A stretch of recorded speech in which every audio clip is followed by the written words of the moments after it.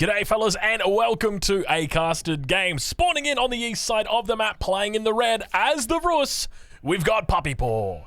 And on the west side of the map, playing as the blue French, we've got Vortex. Ladies and gentlemen, welcome to game number 2 in this series between these two absolute beasts. This is the grand finals of the Road to Red Bull Wallalol weekly number, I think it's 3?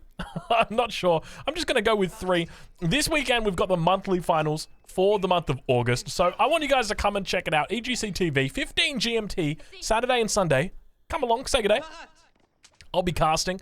Lidicor is going to be casting. It's going to be an absolute blast. So make sure you come check it out. Now let's get into the action and talk about what we've got right here for you guys today. So a Rus versus French matchup, something that is quite common. Typically, you'd say the French has got the advantage, but honestly, if you're gonna give out, like throw out percentages or win rates here, you'd probably be thinking Rus would be about 49%, French 51%. It seems like the matchup's relatively close. Some beautiful little pickups here from Puppy Paw here. Manages to take 2 of those deer away. Third one did go over to his enemy. 4th one also going to go over to Vortex. He's done a good job, picks up the 5th one. 6th one going to go to Puppy Paw, and the 7th one will go down to Vortex. So 3 out of 7. It ain't terrible considering I got 2 wolves in the mix and a couple of sheep. So not a bad little haul there. We'll ride on board with Vortex and see how he's doing. It's going to be a double scout opening for him. No surprise in this matchup.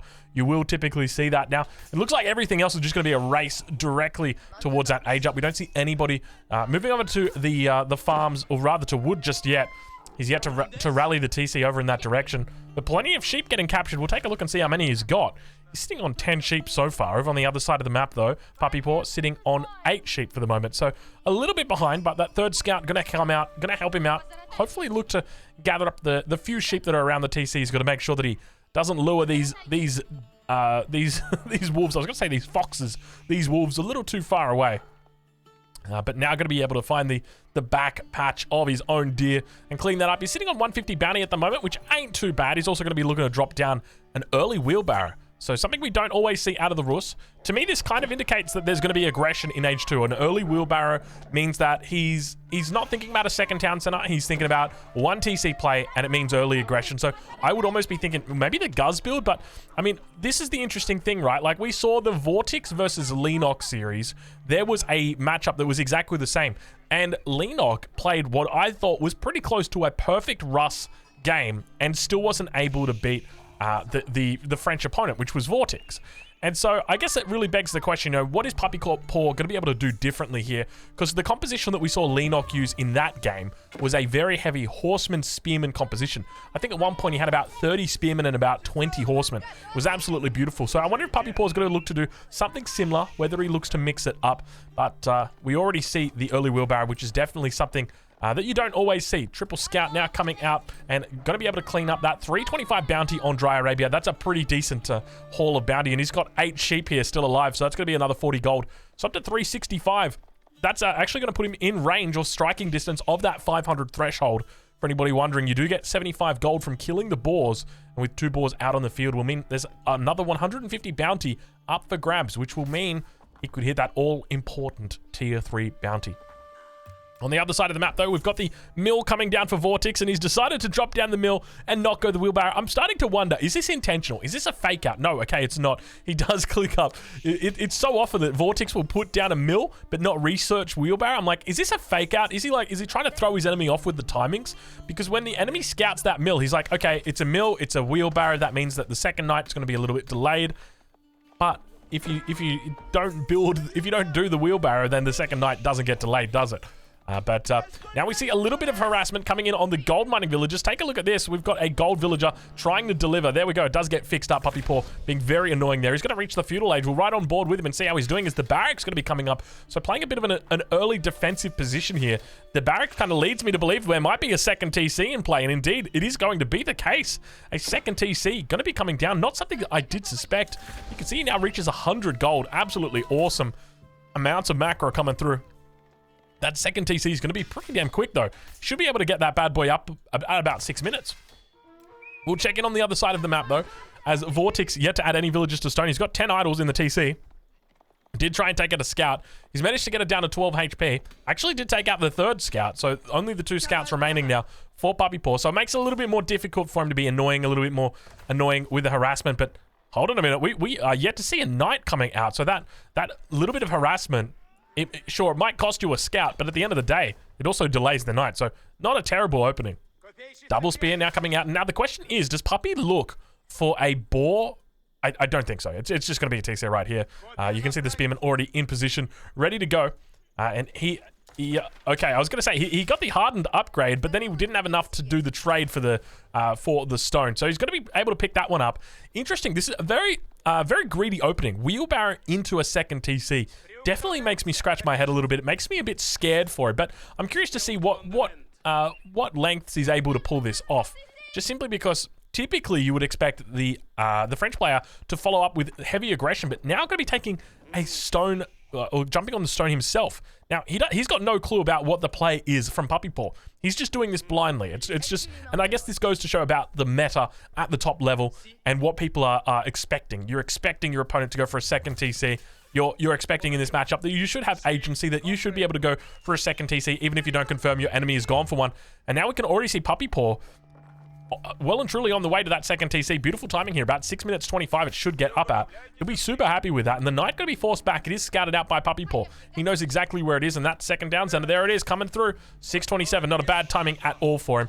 Plenty of food down here as well. This is exactly what you want to do. And something that, now looking back on it, Leenock failed to do was secure that secondary food source. Leenock had to expand out to his berries, which is considered, you'd call it an initial food source, not a secondary food source. Now that knight coming around looking to try and... He gets the charge actually on the scout. Might actually be able to take it out if he gets blocked in here. Let's see how he does. Fortunately able to keep that bad boy alive. For the moment, second scout going to be moving out and looking to spot what his enemy's up to. And Vortex by the same token now dropping off and does get that second TC, enough for that second TC. So about 40 seconds behind, at least 40 seconds on dropping the TC behind. We'll be looking to put it down on this position to the south. He's got a good spot down here. Berries together with the deer. But, oh, Puppy Paw, you're so cheeky. You're so damn cheeky, but he's going to get it down either way. Nice little spot. It's a little bit further away, a bit easier to punish. Ideally, you'd love to have it sitting right here, but obviously Puppy Paw being so cheeky with his little blocks.